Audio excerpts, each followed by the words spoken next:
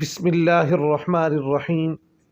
جناب نبی کریم صلی اللہ علیہ وآلہ وسلم کا ارشاد گرامی ہے، جس رات مجھے آسمانوں کی سیر کرائی گئی تو میرا گزر ایک ایسی قوم پر ہوا جن کے پہلوؤں سے ان کا گوشت کاٹ کر خود انہی کو کھلایا جا رہا تھا اور ان کو کہا جاتا کہ کھاؤ، تم اپنے بھائیوں کا گوشت کھایا کرتے تھے۔ میں نے پوچھا، اے جبرائیل، یہ لوگ کون ہیں؟ جبرائیل علیہ السلام نے عرض کی کہ اللہ کے پیغمبر صلی اللہ علیہ وسلم، یہ وہ لوگ ہیں جو لوگوں کی غیبت کیا کرتے تھے۔